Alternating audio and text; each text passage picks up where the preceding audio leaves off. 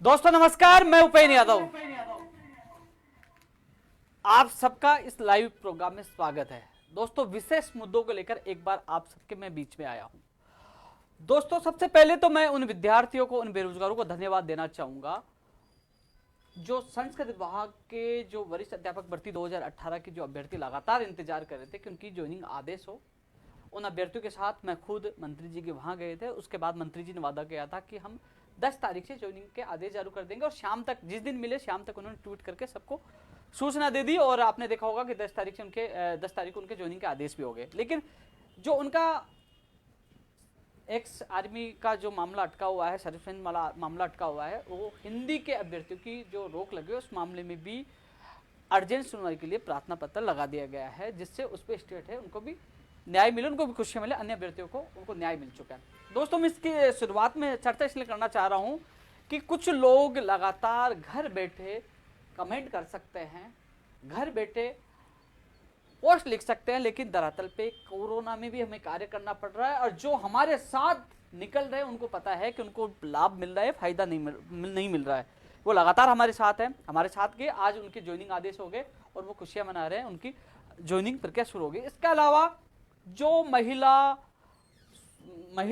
जो सुपरवाइजर जो भर्ती थी कोटा वाली, उसमें जोधपुर न्यायालय से स्थगन था और जब वो भर्ती प्रक्रिया पे स्टे आया था तब ये जो इससे संबंधित जितनी महिलाएं थी वो हमारे कार्यालय आके बाद उनकी जो मैंने दुर्दशा देखी, जिस प्रकार वो रो रहे थे, उनके अभ्यर्थियों को, उनके प्रतिनिधि मंडल को हम साथ ले गए और सीएम साहब के वहाँ अधिकारियों से मुलाकात करवाई और उनके बाद एडवोकेट जनरल साहब उनकी सरकार की तरफ से पैरवी के लिए उतारा गया और कल उनकी भर्ती बच चुकी है और कल परसों यानी कि आने वाले समय में बहुत जल्द उनका परिणाम भी जारी हो जाएगा और उनके जैसे ही उनके भी जल्द से जल्द नियुक्ति प्रक्रिया के आदेश जारी हो जाएंगे। वो भाई ने उनकी आंखों में आंसू देखे थे, करीब 35 से 40 साल की उम्र, वो उनकी उम्र थी जब उनका दर्द देखा तो आज उनको राहत मिली, कल राहत मिल चुकी थी, कल न्यायालय का फैसला आ चुका था, भर्ती रद्द नहीं हुई, यानी कि एडवोकेट जनरल पैरवी के लिए आए थे और इस वजह से आज उनकी भर्ती बच चुकी है, उनको बड़ी राहत मिली है। ये दो सुखद खबर उन लोगों के लिए निकल के आई जो हम लगातार कोरोना काल में उनके लिए प्रयास कर रहे थे और आज उनकी भर्ती, एक को तो ज्वाइनिंग आदेश होगा, इनके भी जल्दी परिणाम आ जाएगा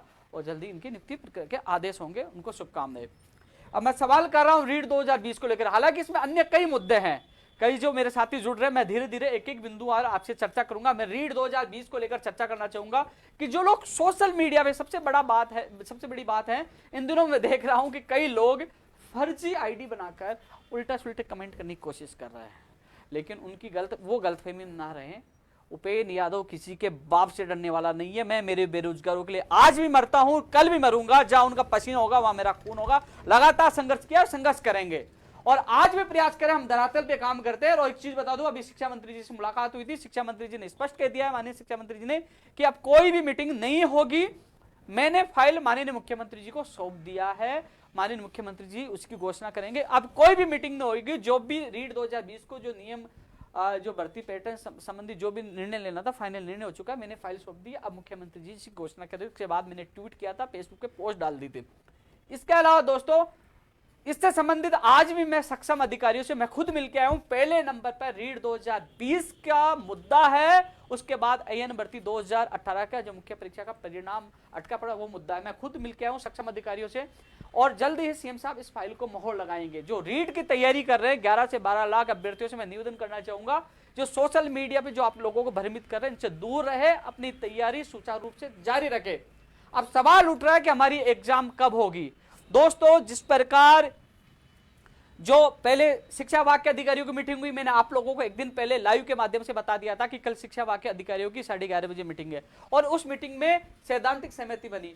उसके बाद शिक्षा मंत्री जी की मुख्यमंत्री जी से मीटिंग हुई और अब मुख्यमंत्री जी के द्वारा फाइनल निर्देश जारी करने हैं, प्रेस नोट जो भी जारी होना है मुख्यमंत्री जी के द्वारा जारी होना है। हम लगातार इस कोरोना काल में भी लोग हंसी उड़ा रहे थे कि उपेन्द्र यादव शिक्षा मंत्री जी के फोटो साथ डाल रहे हैं, ये तो टाइम पास कर रहे हैं, ये तो राजनीति कर रहे हैं। अरे कम से कम हम घर नहीं बैठे थे, प्रयास कर रहे थे, जो लोग ट्वीट फेसबुक के माध्यम से कमेंट करके कम से कम वो गलत भाषा का प्रयोग करके मेरे जो 11 लाख से ज्यादा बेरोजगार हैं उनको उद्दोलित करने की कोशिश कर रहे हैं। लेकिन मैं उन लोगों को, मैं देखा 10-20 लोग से कोई फर्क नहीं पड़ता, लेकिन 11 लाख बेरोजगारों के लिए लगातार हमने प्रयास किया। वो प्रयास जल्द ही सफल होगा, जल्द ही माननीय मुख्यमंत्री जी के द्वारा रीट 2020 को लेकर दिशा निर्देश जारी होंगे। अब परीक्षा तिथि कब होगी? मैंने आपको लगातार कहा है कि फरवरी में परीक्षा हो सकती है, क्योंकि दोस्तों जिस प्रकार मैं आपको बता दूं, निर्णय माननीय मुख्यमंत्री जी को ही लेना है, क्योंकि जिस प्रकार अपने गांव में आप देखते हो, शहर में ब्याह शादी होते हैं ना, और उसमें सैद्धांतिक तौर पे कई बार मुहूर्त निकलता है, मतलब फरवरी में एक मुहूर्त तो शादी का है और एक है जुलाई अगस्त में है। फिर घर के बड़े बुजुर्ग बैठकर तय करते हैं कि हमें फाइनल शादी कब करनी है। वही है कि जो डेट तय हुई है वो माननीय मुख्यमंत्री जी के पास गया, मुख्यमंत्री जी तय करेंगे कि एग्जाम कब होगी। लेकिन जो मेरे हिसाब से ज्यादातर संभावना यही है कि फरवरी में आपकी एग्जाम हो सकती है। माननीय मुख्यमंत्री जी के दिशा निर्देश और उनके प्रेस नोट जारी होना बाकी है। कुल मिलाकर अब मीटिंगों से पीछा छूटा, लगातार आप लोग परेशान होते कि मीटिंग मीटिंग मीटिंग मीटिंग, निर्णय क्यों नहीं। लेकिन अब मीटिंग, जो शिक्षा मंत्री जी ने कहा कि मेरी तरफ से पूरा कार्य करके माननीय मुख्यमंत्री जी को सौंप दिया है, जल्दी रीट 2020 को लेकर इसका मुख्यमंत्री के द्वारा दिशा निर्देश जारी हो जाएंगे। मैं खुद संबंधित अधिकारियों से मिला हूं, उन्होंने कहा, मैंने खुद ने भी देखा है, पहले नंबर पर रीट 2020 किया है, जल्द ही मुख्यमंत्री जी इस पे मोहर लगाएंगे। तो जिस प्रकार मैं आपको बता दूं, मुहूर्त निकलते हैं ना कि भैया 20 फरवरी का निकल गया, 27-28 फरवरी का निकल गया, भाई जुलाई अगस्त का निकल गया, तो वो अब तय माननीय मुख्यमंत्री जी करेंगे। लेकिन संभावना फरवरी की है। जो 11 से 12 लाख लोग तैयारी करें, उनसे मेरा निवेदन है, भयभीत नहीं हो, अपनी तैयारी सुचारू रूप से जारी रखें। जो हमने वेटेज की जो लगातार लड़ाई लड़ी थी, जो हमने संघर्ष पूर्ववर्ती सरकार में गए थे, जेल गए थे 7 जून 2018 को, वेटेज भी कम होगा, 90-10 होने की पूरी संभावना। जो हमने संघर्ष किया था उसमें भी हमें सफलता मिलेगी, और जो सरकार ने हमसे वादा किया था वो भी पूरा सरकार करने जा रही है। तो 90-10 आपका वेटेज हो सकता है, जो लगातार हम संघर्ष कर रहे थे, क्योंकि 95-5 क्यों नहीं हो सकता, ये चीज मैंने आपको पिछले वीडियो में बता दिया था। इसके अलावा और भी चीजें हैं। एक एग्जाम, ये शिक्षा मंत्री जी ने आपको अवगत करा दिया था कि मुख्यमंत्री जी की जो मंशा थी एक एग्जाम की थी। तो ये है कि जो लोग, हाँ मैं जानता हूं जब तक आधिकारिक सरकार के द्वारा घोषणा नहीं हो जाती तो लोग सच नहीं मानेंगे, लेकिन मैं प्रयास कर सकता हूं, क्योंकि आपकी पीड़ा मैं लगातार देख रहा हूं कि कब एग्जाम होगी, क्योंकि आप कंफ्यूज है कि मैं पटवारी की तैयारी करूं, मैं रीट की तैयारी करूं। तो मैंने आपकी बात बड़ी मजबूती के साथ माननीय शिक्षा मंत्री जी के पास रखे, तो शिक्षा मंत्री जी ने साफ कह दिया कि मेरी तरफ से पूरा काम हो चुका, अब मुख्यमंत्री जी से फाइनल ले लेंगे। सक्षम अधिकारी से मैं खुद मिला हूं, आज ही मिला हूं, और आज ही उनके सामने बात रखी है। तो वो कहा, उन्होंने कहा थोड़ा सा समय लगेगा, लेकिन मुख्यमंत्री जी ही इसकी फाइनल मोहर लगाएंगे, और इसकी जो विज्ञप्ति और परीक्षा तिथि को लेकर मुख्यमंत्री जी निर्णय करेंगे। तो मैंने आपकी बात रखी है कि प्रदेश के बेरोजगार कंफ्यूजन है किसकी तैयारी करे, वो चाहते हैं परीक्षा तिथि जारी हो, जिससे वो तैयारी कर सकते हैं, पैटर्न का उनको पता लगे। तो दोस्तों आपके लिए इस कोरोना काल में भी, चाहे 2 सितंबर हो चाहे बाद में हो, लगातार हमने मीडिया के माध्यम से भी बार बार माननीय शिक्षा मंत्री से मिलकर और सक्षम अधिकारी CMR जहां जाकर आपकी बात रखकर कोशिश की आपकी विज्ञप्ति जारी हो, और वो जल्द ही उस पर भी मोहर लगेगी, और जल्द ही आज हमारा प्रयास भी सफल होगा। मुझे कोई फर्क नहीं पड़ता कि कोई फर्जी ID बना के कोई उल्टा फुल्टा कमेंट कर रहा है, करने दो, लेकिन हमारा प्रयास धरातल पे होता है, लगातार प्रयास करते हैं, लगातार आप लोगों के लिए भागते हैं, जिससे आप लोगों के सपने साकार हो सके। जो पढ़ने वाले विद्यार्थी हैं अपनी पढ़ाई जारी रखें, ऐसे लोगों के बयानों में, झूठी पोस्टों में भयभीत होने की आवश्यकता नहीं है, जिसका परिणाम आपने स्कूल व्याख्याता भर्ती 2018 में देखा हो। इसलिए अपनी तैयारी सुचारू रूप से तैयारी जारी रखें। इसके अलावा दोस्तों, जो AN भर्ती 2018 के जो अभ्यर्थी हैं, जो मैं खुद सक्षम अधिकारी जो आज मिलकर आया, मैंने देखा है 2nd नंबर पर आपका मामला था। आज RPSC और कार्य विभाग की लापरवाही से आज ये लोग बहुत दुखी है, और इन अभ्यर्थियों को कहना चाहूंगा कि आप जल्द आपका प्रतिनिधिमंडल मुझसे मिले, हम मिलकर इसको मीडिया के माध्यम से, और चाहे जहां भी जाना पड़े हम जाएंगे, इसका परिणाम जल्द से जल्द जारी हो, क्योंकि रूल्स 15 में जो बदलाव होना था, बड़ी दुख की बात है, RPSC और कार्य विभाग के द्वारा RS भर्ती 2018 में कर दिया गया, उसका परिणाम जारी कर दिया गया। इसमें नहीं किया, जब दोनों में सेम होना था, इसका भी साथ हो जाता, आज इसका परिणाम आ जाता। आज ये लोग दुखी हैं, लेकिन मैंने आपकी बात रखी है, जब भी माननीय मुख्यमंत्री फैसला लेंगे तो कहीं ना कहीं माननीय मुख्यमंत्री कार्य विभाग और आरपीसी को जरूर खिंचाई करेंगे, क्योंकि सबसे बड़ी खामी जो है कार्य विभाग में फाइल लगातार पड़ी है। आपके अलावा मोटर वाहन निरीक्षक की में जो नियमों में संशोधन होना था वो फाइल भी कार्य विभाग पड़ी, यानी कार्य विभाग की लापरवाही की वजह से 2 भर्तियां तो एक रीढ़ शिक्षा भर्ती 2018 लेवल 2 और फर्स्ट की भी जो नियमों में संशोधन के लिए वो भी पड़ी, यानी कि जो फाइल चली जाती है तो पड़ी रह जाती है। लेकिन कम से कम माननीय मुख्यमंत्री जी से मेरा निवेदन है, एक बार इस विभाग में जो तमाम अधिकारी हैं उनको कहे कि समय पर जो फाइल जाए वो निकाली जाए, जिससे बेरोजगारों को समय पर परिणाम मिल सके। तो एएन भर्ती 2018 का मुद्दा भी प्राथमिकता के साथ शामिल है। मैं खुद देख के मैं प्रयास कर सकता हूं आपकी आवाज माननीय मुख्यमंत्री जी तक पहुंचाने के लिए, क्योंकि अभी कोरोना काल चल रहा है, परिस्थितियां आप जानते हो, हम न इकट्ठे हो सकते हैं, न धरना कर सकते हैं, न प्रदर्शन कर सकते हैं, लेकिन लगातार आपकी जहां आवाज पहुंचानी मैं प्रयास कर रहा हूं मीडिया के माध्यम से, और व्यक्तिगत खुद जाकर। मैं घर नहीं बैठा, बीमार हुआ, कुछ दिन क्वारंटाइन रहा, क्वारंटाइन से बाहर आके फिर आप लोगों के बीच में लगातार हर बेरोजगार से मिल रहा हूं। ये नहीं कि मैं घर बैठ के कि नहीं मैं कोरोना से डर लग रहा है भैया, मेरे कोरोना दोबारा हो जाएगा, या फिर मैं घर, लेकिन फिर भी आप लोगों के लिए लगातार आपके बीच में हूं।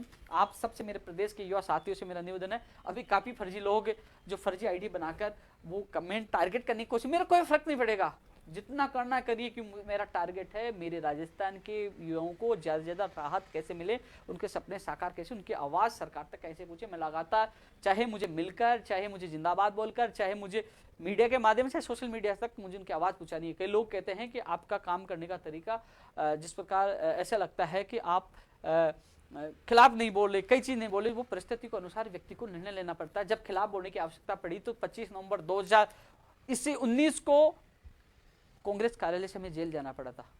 हमने 6 अक्टूबर से 12 अक्टूबर आमरण अनशन भी किए, 6 नवंबर से हमने आमरण अनशन भी किया, आईसीयू में। तो जहां आवश्यकता पड़ी हमने प्रदर्शन किया, बात रखी, और जहां आगे आवश्यकता पड़ेगी तो ये लोग जो कमेंट करने वाले नहीं है, सबसे पहले आपका भाई होगा, जहां आपका पसीना होगा वहां भाई का खून होगा। मैं आप लोगों से वादा करता हूं पीछे नहीं हटूंगा, लेकिन जो परिस्थितियां हैं वो विषम है। और हालांकि इस समय जो हमारे काम धीरे धीरे लगातार कई अभ्यर्थियों, जैसे महिला अधिकारिता वाली मैंने बताया, इन एडवोकेट जनरल गया, इनकी भर्ती को बचाया, क्योंकि यह भर्ती आई थी, उन्होंने कहा था, कोर्ट ने कहा भर्ती क्यों न रद्द कर दी। इनकी स्थिति मैंने देखी, इन लोगों को साथ ले गया, अधिकारियों से मिलाया, एडवोकेट जनरल करवाया, तो कहने की इनकी भर्ती बची है। संस्कृत विभाग के अभ्यर्थियों के साथ गया और 10 तारीख से उनके आदेश हो गए। तो प्रयास हम करें, सफल भी हो रहे हैं, तो ऐसी स्थिति में जिन लोगों को सफलता मिल रही है, जिनका काम हो रहा है, वो खुश होकर चले जाते, जिनका काम नहीं होता या तो सरकार को गाली देते या उपेंद्र यादव को देते, ये नहीं देखते। ये इंसान हर भर्ती के लिए भागता है, कोशिश करता है, किसी न किसी को तो सफलता मिल रही है, किसी को तो नौकरी मिल रही है, किसी न किसी को न्याय तो मिल रही है, किसी को खुशी तो मिल रही है, लेकिन मैं प्रयास हर व्यक्ति के लिए करता रहता हूँ। दोस्तों, रीड 2020 की मैंने लंबी चर्चा इसलिए की है कि लगातार सबसे ज्यादा कमेंट इनके आ रहे थे। आप थोड़ा सा संयम रखिए, बस ये कहूंगा, आप तैयारी लगातार जारी रखिए। अब कौन सा मुहूर्त निकालते हैं वो माननीय मुख्यमंत्री जी उपेंद्र यादव नहीं है, लेकिन संभावना फरवरी की ज्यादा है। लेकिन उनके पास जो 1-2-3 तिथियां गई है, फरवरी में भी गई है, आगे की भी गई है। अब माननीय मुख्यमंत्री जी कौन सी तिथि तय करते हैं, संभावना फरवरी, आप तैयारी जारी रखें। दोस्तों, मैं रीड 2018 की भी चर्चा करूंगा, पंचायत राज, एलडीसी, नर्सिंग भर्ती 2013, कंप्यूटर शिक्षक भर्ती, संस्कृत विभाग की, ये तमाम भर्तियों को लेकर चर्चा करना चाहूंगा, क्योंकि लगातार लोगों को कॉल मैसेज आते रहते हैं। रीड 2018 के उन अभ्यर्थियों के लिए, आपके लिए मेरे एक विशेष मैसेज है। मैं देखता रहता हूं आपका एक व्हाट्सएप ग्रुप बने, हालांकि अधिकतर मैं आपके ग्रुप में शामिल नहीं हूं, मैं लेफ्ट हो चुका हूं। घर बैठे बैठे कहते हैं कि हमारी कब एक और सूची जारी होगी, कब जारी होगी, क्यों नहीं हो रही, ये नहीं हो रहा, कब फाइल निकलेगी। अरे मेरे भाई, या एएन भर्ती और मोटर वाहन उपनिरीक्षक, इसकी फाइल 3-3 महीने से कार्य विभाग में पड़ी है नियमों संशोधन के लिए, और आपकी फाइल भी सितंबर में तो गई है नियमों संशोधन के लिए। और अभी भगवान के आशीर्वाद से, हमारे परिवार से, आज भी मैं खुद जाके आया हूं, सक्षम अधिकारी, उन्होंने फोन भी किया है उनको, और कोशिश है कि 1-2 दिन में आपकी फाइल निकल जाए। फाइल निकलने के बाद शिक्षा विभाग में आएगी, और शिक्षा विभाग मंत्री जी के पास आके शिक्षा विभाग से बीकानेर निदेशालय जाएगी। तो कोशिश कर रहा हूं यार, इनकी हालत देखिए। एएन भर्ती जो 2018 मुख्य परीक्षा का परिणाम बाकी है, नियम संशोधन के, मोटर वाहन उपनिरीक्षक 3-3, 4-4 महीने हो गए, फाइल पड़ी है, कुछ भी नहीं हुआ, और उसके लिए भी मैं ही प्रयास कर रहा हूं। लेकिन कम से कम यार, आप नहीं, ऐसा थोड़ी कि फाइल गई वापस आ गई, साइन कर दिया। नियमों में संशोधन होता है, कार्य विभाग है, वहां कई ग्रुप बने हैं, ग्रुप 10 है, ग्रुप 6 है, पता नहीं 3 है, ग्रुप 4। अरे वो ग्रुप बनिए, वो नियमों में संशोधन होगा।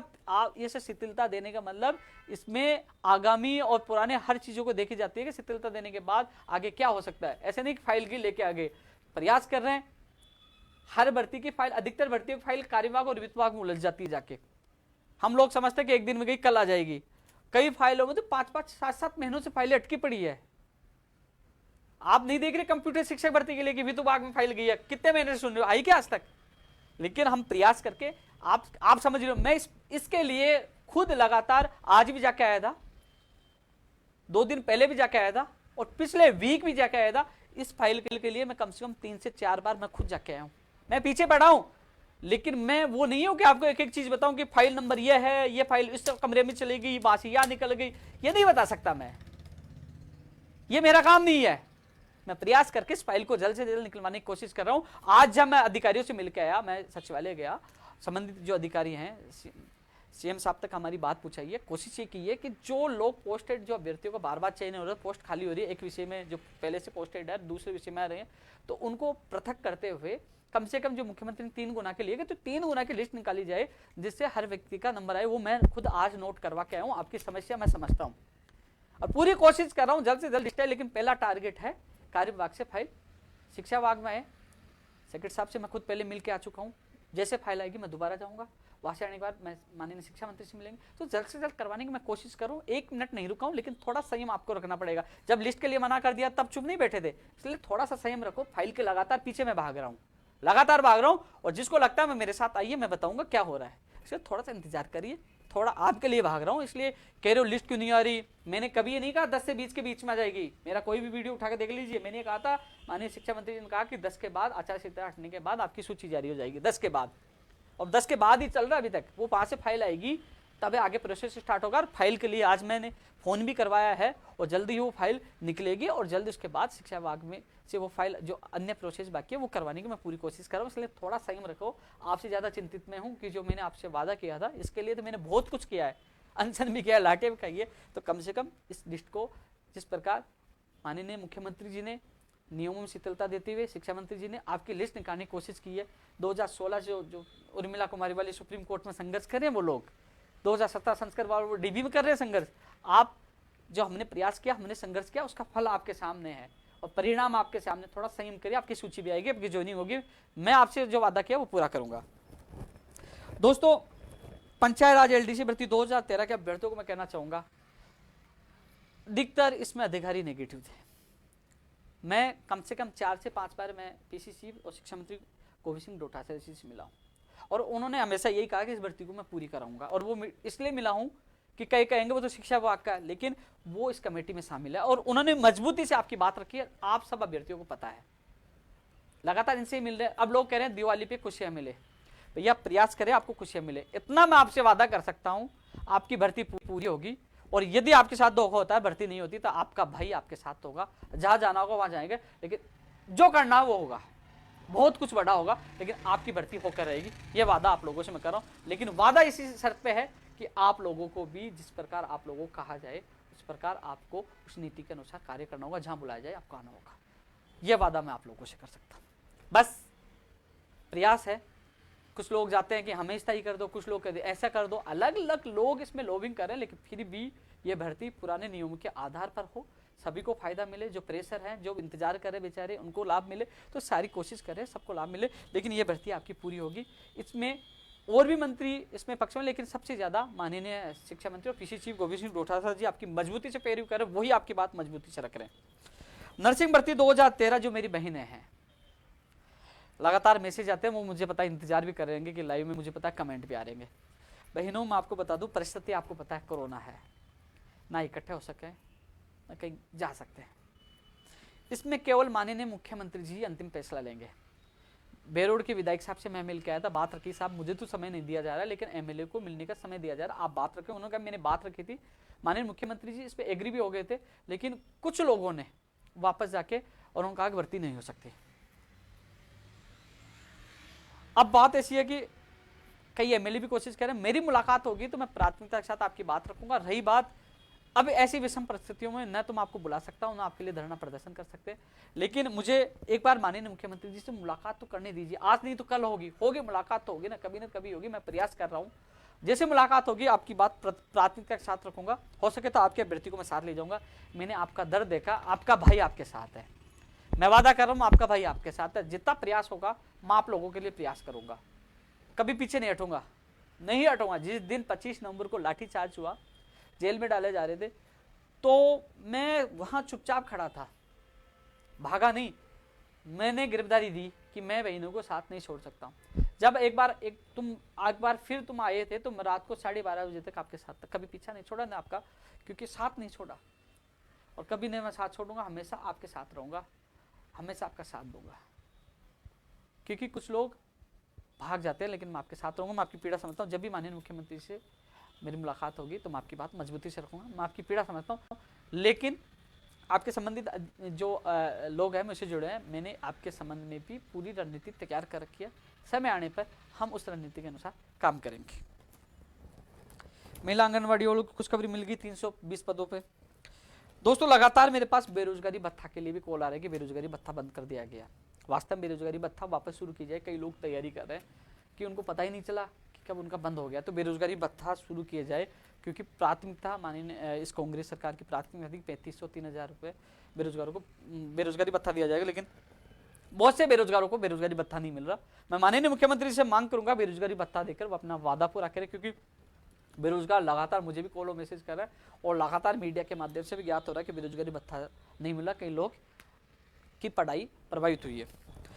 कृषि प्रेक्षक भर्ती जो 134 पद और भी हैं जिनकी सूची जारी होनी है, दोस्तों इंतजार करो। मैं कल खुद BL जाटाऊ जी से विभिन्न भर्तियों को लेकर मैं खुद मिल के आया हूँ, अधीनस्थ बोर्ड जाके, जो चेयरमैन साहब उनसे। उन्होंने कहा कि जल्दी इसकी सूची जारी होगी। मान लीजिए कल मीटिंग होती तो कल हो जाए, परसों हो जाए, कभी भी आपकी सूची कृषि प्रेक्षक वाली भी हो सकती है, जल्द जारी होगी।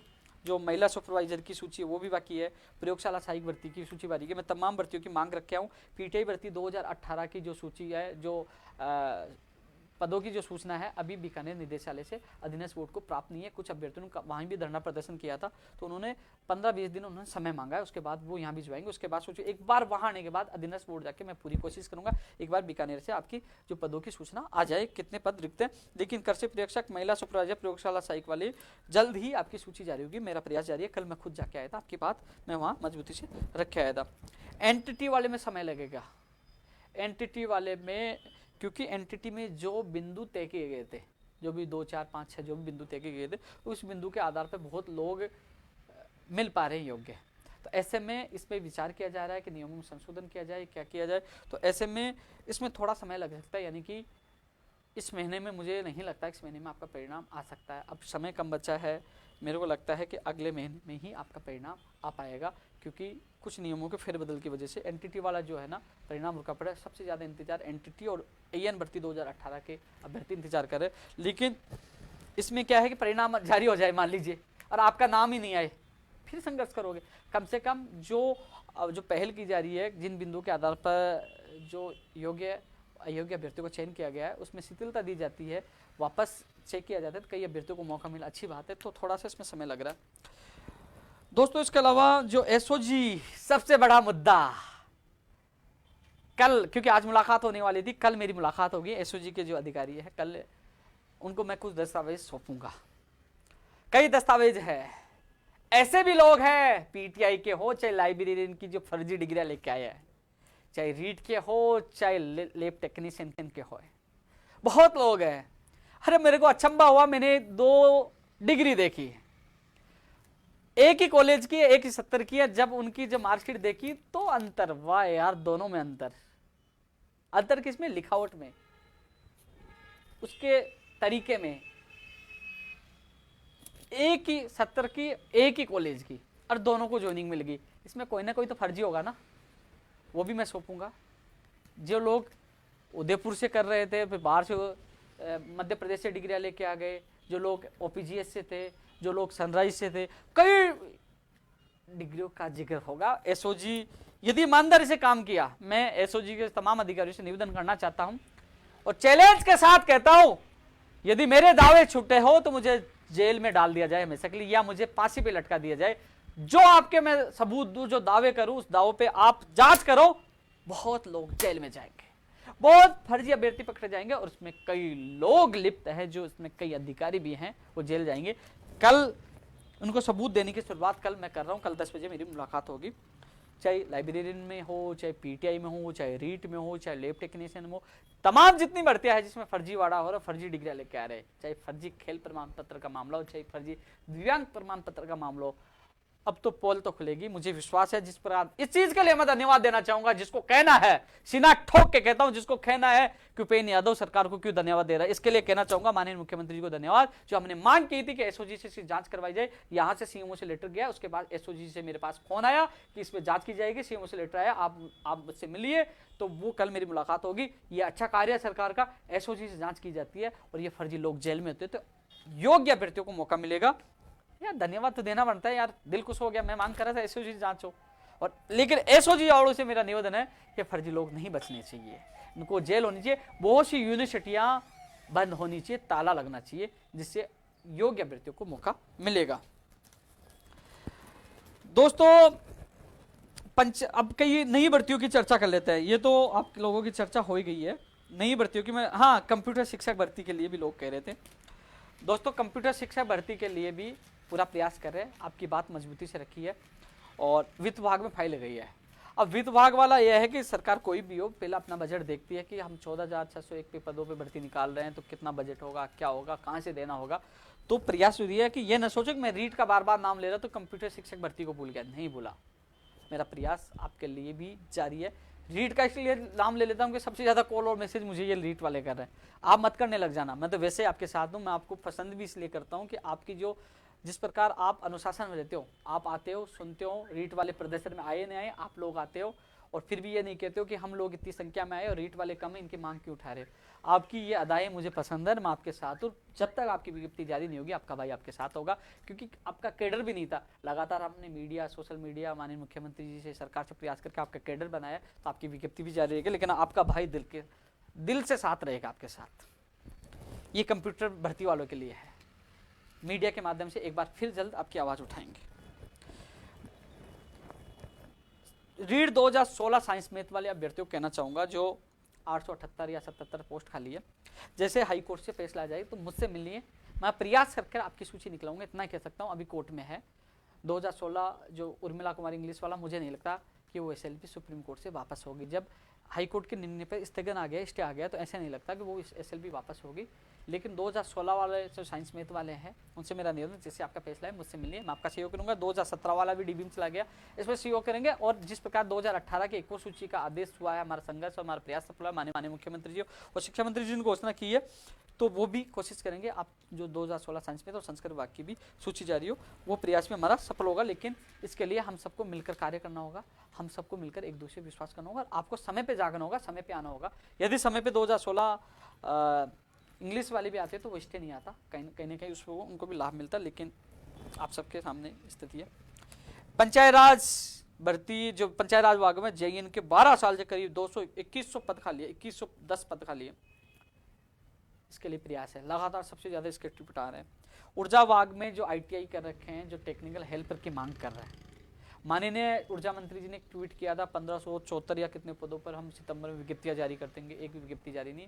माननीय बीडी कला जी और माननीय मुख्यमंत्री जी से निवेदन है, 1540 जो अधिकारियों की है, जेएन आईएन की है, उनके साथ साथ जो टेक्निकल हेल्पर की जो आईटीआई लाखों बेरोजगार, उनकी विज्ञप्तियां जल्द से जल्द जारी कर। लगातार मेरे पास फोन आ रहे हैं कि हम कहीं निजीकरण नहीं हो जाएगा, कहीं हमारे भविष्य के साथ क्या होगा, तो लगातार वो दुखी हैं। तो मैं चाहता हूँ माननीय मुख्यमंत्री जी और ऊर्जा विभाग के मंत्री जो हैं बीडी कल्ला जी, आपने जो वादा किया था वो निभाए। ऊर्जा विभाग की जो भर्तियां हैं तमाम, उन पर विज्ञप्तियां जारी करिए। उसमें जो सिलेबस चेंज होना है, बैंकिंग हटने है, राजस्थान का सामान्य ज्ञान ज़्यादा जोड़ना है, परीक्षा केंद्र यहाँ देना, उसमें भी आपको करना होगा, जिससे राजस्थान के बेरोजगारों को ज़्यादा से ज़्यादा फायदा हो।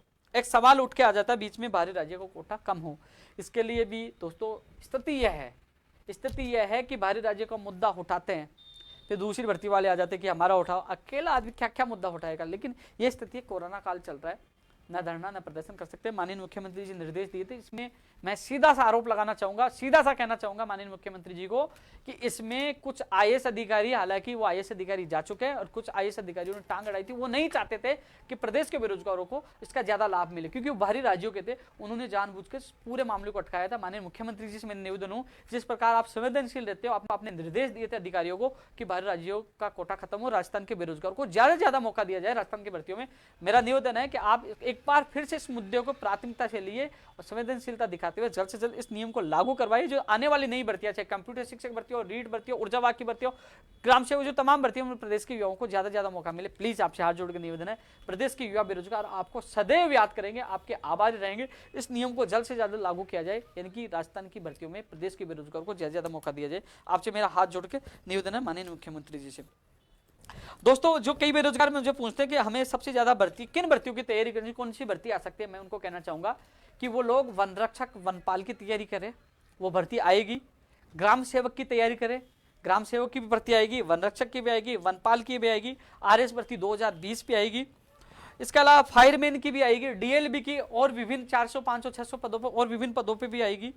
हम साथ में मांग ये भी कर रहे हैं कि पशु चिकित्सक जो भर्ती है उसमें काफी पशु शिक्षकों की कमी है, ये भी भर्ती आए। एसआई भर्ती 2020 भी आए, एसआई भी जो माननीय मुख्यमंत्री ने घोषणा की थी। जूनियर अकाउंटेंट की भी आए, सूचना सहायक भी आए। तमाम भर्तियों के मांग करते, पीटीआई फर्स्ट ग्रेड भी आए, सेकंड ग्रेड भी आए, कृषि प्रेक्षक भी आए, एलडीसी की भी आए। तमाम भर्तियों की हम मांग कर रहे हैं, लेकिन साथ में ही जो जूनियर अकाउंटेंट 2013 और सूचना सहायक भर्ती 2013 वो भी लगातार प्रयास करें। मैं कई बार सचिवालय जाता हूँ, उन लोगों को देखता हूँ। मैं माननीय मुख्यमंत्री से निवेदन करना चाहूंगा कम से कम इन भर्तियों के अभ्यर्थियों को भी राहत प्रदान करें। जूनियर अकाउंटेंट 2013 और सूचना सहायक भर्ती 2013 और राजस्थान पुलिस भर्ती 2018 की एक और सूची, इन 3 भर्तियों की बेरोजगार लगातार कोशिश करें कि इनकी सूची जारी हो। मुख्यमंत्री जी से निवेदन करना चाहूंगा कि जल्द से जल्द इन बेरोजगारों को भी राहत दे, जिस प्रकार 2018 रीड शिक्षा भर्ती के अभ्यर्थियों को दी है, जिससे जूनियर अकाउंटेंट, सूचना सहायक और राजस्थान पुलिस के अभ्यर्थियों को राहत मिल सके। प्रयोगशाला सहायक भर्ती 2018 कौन सी? चिकित्सा विभाग 1534 पदों पर। कल माननीय शिक्षा मंत्री जी से मिलने का प्लान है, कोशिश करेंगे कल मिलकर एक बार इसकी बात मजबूती से रखें। राजेंद्र गढ़वाल के लोगों ने मुझे फोन किया था। वंचित विद्यार्थी मित्रों से मेरी मुलाकात हुई थी जब बीजेपी सरकार में, जब विद्यार्थी मित्रों को पंचायत सहायक बनाया गया, लेकिन 7000 के करीब वो लोग पंचायत सहायक बनने से वंचित रह गए थे। आज भी वो 6 साल से रोजगार की तलाश में दर दर की ठोकरें खा रहे हैं, बेरोजगार की दंश झेले। उनसे मेरी मुलाकात हुई, अन्य जिलों से आए थे। मैं जितना प्रयास होगा वंचित विद्यार्थियों को, विद्यार्थी मित्रों को कहना चाहूँगा, मैं आपकी बात मजबूती से रखूँगा। जितना सहयोग आप लोगों का मैं सहयोग करूँगा। आप लोगों को मैंने मीटिंग के दौरान हमसे मेरी मुलाकात हुई तब मैंने बता दी थी। एलडीसी भर्ती 2018 का परिणाम मैं आपको बता दूं, जो सूची जारी होनी है, मेरे को नहीं लगता कि शायद जो अक्टूबर एंड, संभावना बहुत कम है अक्टूबर एंड की, नहीं तो नवंबर में ही आपका परिणाम जारी होगा। क्योंकि आपको पता है कार्मिक से फिर वित्त में गई है, तो वित्त के बाद आपको पता है कि फिर सीएमओ भी जाएगी, कई जगह जाएगी। तो इसमें तो आपको पता है कि वित्त का मामला सबसे बड़ा होता है। फाइनेंस का जब नया बजट पास होगा तो बहुत बड़ी चीज़ होती है। तो इसमें थोड़ा सा समय लग रहा है वित्त वाले में, जो फाइनेंस वाले में। तो इसमें आपको नवंबर में ही आपका फाइनल परिणाम जारी हो पाएगा, अभी थोड़ा समय और लगेगा। नई स्कूल व्याख्याता भर्ती की तो हम मांग करें, माननीय शिक्षा मंत्री जी ने पहले ही कह दिया था, पुराने वाली नहीं होगी तो नई वाली कैसे हो पाएगी। तो वो जैसे ही पुराने वाला का प्रोसेस पूरा होगा तो वो नहीं निकालेंगे। इसके अलावा जो स्कूल व्याख्याता भर्ती 2018 में 14% वाला जो एमबीसी और ईडब्ल्यूएस के जो पद जिनका आरक्षण दिया, 14% अलग से और पद सर्जित की जाए, ये मांग भी इसकी भी उठा रहे हैं। ये मैंने इस संदर्भ में ज्ञापन सौंपा है। कोशिश करें इसके पद बढ़े। लाइब्रेरियन के भी लगातार कमेंट आ रहे हैं कि लाइब्रेरियन के पद बढ़ाए जाए, क्योंकि ये एक बार परीक्षा पेपर लीक हुआ, पुरानी भर्ती है, पद काफ़ी खाली है, तो लाइब्रेरियन के भी पद बढ़ाए जाए। इनके भी लगातार कॉल और मैसेज मुझे प्राप्त हो रहे हैं। जितना सपोर्ट लाइब्रेरियन को होगा मैं आप लोगों का भी करूँगा, स्कूल व्याख्याता भर्ती के लिए भी करूँगा। एक मुद्दा मुझे पता है मैं भूल गया था, नीचे लिख दिया था, एसआई भर्ती 2016 227 पदों वाला। मैं आप सबको कहना चाहूँगा एसआई भर्ती वाले मामला अभी फिलहाल 50-50% है, बढ़ भी जाए नहीं भी बढ़े। लेकिन पीसीसी चीफ गोविंद सिंह डोटासरा जी आपके पक्ष में पॉजिटिव है। आप और मंत्रियों से कम से कम कोशिश करिए, क्योंकि कैबिनेट की मीटिंग में आपका मामला नहीं आया। कहीं ना कहीं और मंत्री भी आपकी बात रखते हैं तो और आपका मामला मजबूती, कहीं ना कहीं कैबिनेट की मीटिंग में आपका फैसला हो सकता था। लेकिन अब कोशिश करिए कि माननीय मुख्यमंत्री तक ज़्यादा से ज़्यादा मंत्री बात रखें, मंत्रियों को बोलिए, एमएलएस को बोलिए, तब आपको राहत मिल पाएगी। मैं मेरी तरफ से पूरी कोशिश कर रहा हूँ। आपके सामने, आपके अभ्यर्थियों के सामने शिक्षा मंत्री से मुलाकात हुई थी, उन्होंने पॉजिटिव रिस्पॉन्स दिया था। लेकिन अन्य मंत्रियों से कोशिश करिए, पीछे पड़ी रही सफलता जरूर मिलेगी। लेकिन जिस प्रकार कैबिनेट की मीटिंग में आज तक की कहीं ना कहीं आपकी चर्चा होगी, कहीं ना कहीं राहत मिलेगी, लेकिन राहत नहीं मिली। लेकिन इसमें एक दो मंत्री के अलावा कई मंत्री आपके साथ, आपको उनको लेना होगा, वो आपकी बात रखे तब सफलता मिले। अभी मामला 50-50% है। मेरे से जितना सहयोग होगा मैं आप लोगों का पूरा सहयोग करूंगा। दोस्तों, एक हाईकोर्ट एलडीसी के लिए भी मेरे पास मैसेज आ रहे थे, क्योंकि कोरोना की वजह से जो अंतिम वर्ष में थे, फाइनल में थे, तो आपको पता है कि परिणाम में आने में देरी हुई है। जो अंतिम वर्ष वाले हैं, जिनके एग्जाम में आपको पता है कि क्या हुआ, कोरोना काल चल रहा था, एग्जाम को लेकर कितने विवाद हुए, जो परिणाम को लेकर, तो ऐसे में इनको भी मौका दिया जाना चाहिए हाईकोर्ट एलडीसी में। और भी कोई भर्तियां हो जो स्नातक के आधार पे हो, उन लोगों को मौका देना चाहिए। कोरोना की वजह से इनका सत्र लेट हो रहा है। इसके अलावा दोस्तों, एक सबसे बड़ा सवाल है कि पंचायत राज एलडीसी भर्ती 2013, नर्सिंग भर्ती 2013, ये पुरानी भर्ती है। इसके अलावा प्रदेश में कोई भी भर्ती आए, हम माननीय मुख्यमंत्री जी से सरकार से मांग करते हैं, कोई भी भर्ती आए वो शैक्षणिक योग्यता के आधार पर, बोनस के आधार पर नहीं होनी चाहिए, सीधी एग्जाम होनी चाहिए और हर व्यक्ति को एग्जाम में मौका मिलना चाहिए। यानी कि निकाल दी भर्ती, बोनस अंक दे दिया, या फिर बोले कि शैक्षणिक योग्यता के आधार पर, ऐसा नहीं होना चाहिए। चाहे नर्सिंग भर्ती हो, चाहे अन्य कोई भर्तियां हो, जो आने वाले 2020 के जो आने वाली भर्तियां हैं उसमें एग्जाम होना अनिवार्य होना चाहिए, जिससे योग्य अभ्यर्थियों का चयन हो चुका। आज से पहले आपने जो भी किया, क्योंकि 2013 चाहे नर्सिंग भर्ती हो, चाहे पंचायत राज, जो भी तमाम भर्तियां पहले वाली थी, उन लोगों ने 7 साल इंतजार किया। उन भर्तियों के बाद आने वाली भर्तियों में ये चीज होना चाहिए।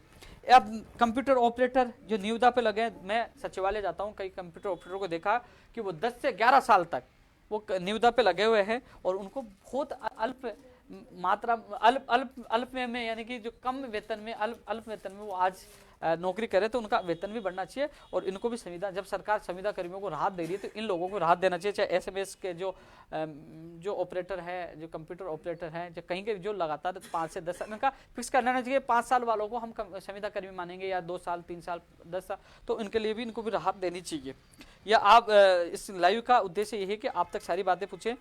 मैं आपके बीच में इसलिए आया हूं कि दोस्तों, कोशिश रहती है, कई लोगों को मैसेज आते हैं कि यहाँ कम से कम आप लाइव आइए, और लाइव आने के बाद अब जो भी चीज़ें मैं लगातार कोशिश करता हूँ आप लोगों को राहत मिले। मुझे कोई फर्क नहीं पड़ता कि कोई मेरे खिलाफ हो चाहे कुछ बोले, क्योंकि मेरा उद्देश्य ये है कि प्रदेश के बेरोजगारों को ज़्यादा से ज़्यादा राहत मिले, उनके सपने साकार हो। मैं आपके साथ हूँ। मैं प्रयास कोरोना काल में भी कर रहा था, चाहे मई हो, चाहे जून हो, चाहे जुलाई हो, चाहे अगस्त हो, सितंबर हो, अक्टूबर, आपके बीच में था।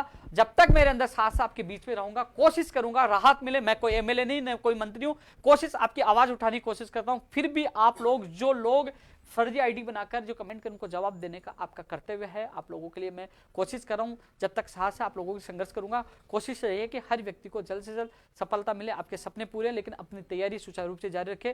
आगे मैं फिर एक और वीडियो के साथ आप लोगों से मुलाकात करूंगा। जय हिंद, जय भारत।